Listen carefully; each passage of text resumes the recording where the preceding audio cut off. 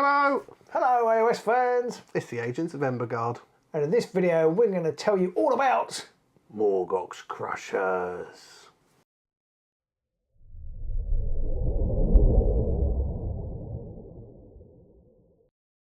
So Morgoks Krushas are a destruction warband and they are a strike warband, surprise surprise. 3 big orc brutes ready to come in there and knock your face off. Yep, they are the hardest of aggro. They literally inspire by smashing things in the face or being smashed in the face. So they have a unique mechanic, and it is the Waaagh token. Waaagh. What is it good for? Inspiring, as it turns out. Yes, so basically every time they make an attack or every time they receive an attack, the individual fighter gets a Waaagh token. Whether that's successful or not. When you've accumulated 3 Waaagh tokens on a fighter, in the power step, you can choose to take them off and inspire that fighter, and you definitely want to do that. 2 of them inspire to 2 shields, so you kind of want to do that as soon as you can.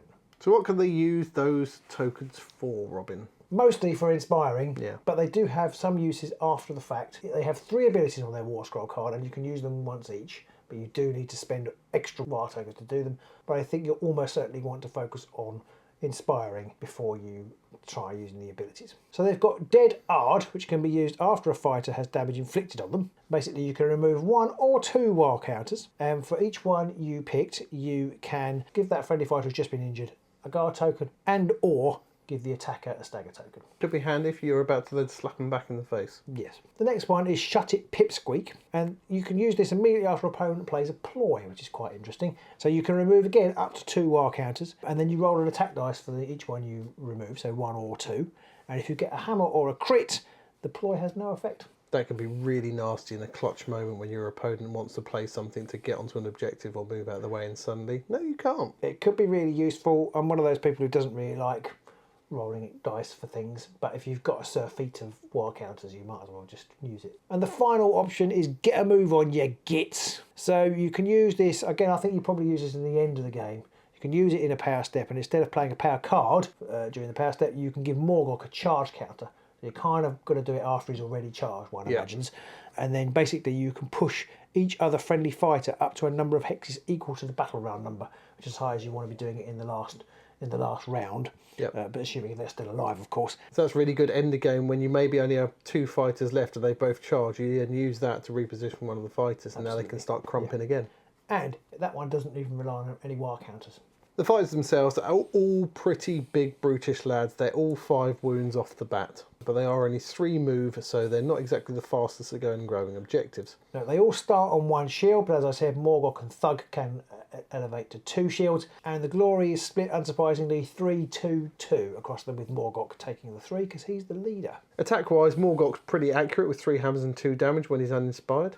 Yep, slightly less accurate is Thug, who's 3 swords, 2 damage. And Ardskull with 2 hammers on both of his attacks, but he does have the choice of whether he wants to go for a bit more range or a bit more damage. Yeah, he's the only fighter with any range, so in some ways, although he's the most easy to kill because he only ever stays on 1 shield, he has given you a bit extra range, which is quite useful when you've only got a 3 fighter warband. Morgok, when he's inspired, stays on the same 3 hammers, 2 damage, but he does get Grievous, which effectively makes him 3 damage. Thug goes up to an impressive 4 swords and 2 damage, but he does go crit Grievous, so you're rolling 4 dice, so you're going to trigger that off a few times. And Ardskull stays on his 2 hammers on both his attacks, but they go to 3 damage and 2 damage respectively, and the 3 damage 1 range attack gains Brutal.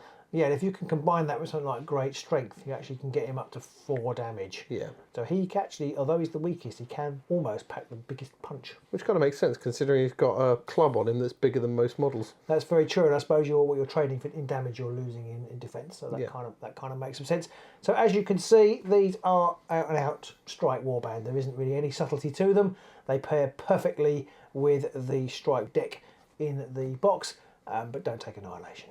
They could nudge a little bit into flex, maybe jumping on a few objectives whilst they clobber people to death, because 2 shields when inspired is going to make them hard to shift. That's absolutely true. I actually have a secret thing that I think all warbands are flex warbands. I think everything's flex if you try hard enough.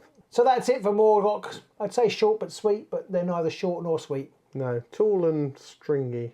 Let us know in the comments below if you're going to be playing Morgoks Krushas. Yeah, and what card you're looking forward to using them with. And don't forget to click that like button. And click that subscribe button. If you want to see more of our warband reviews.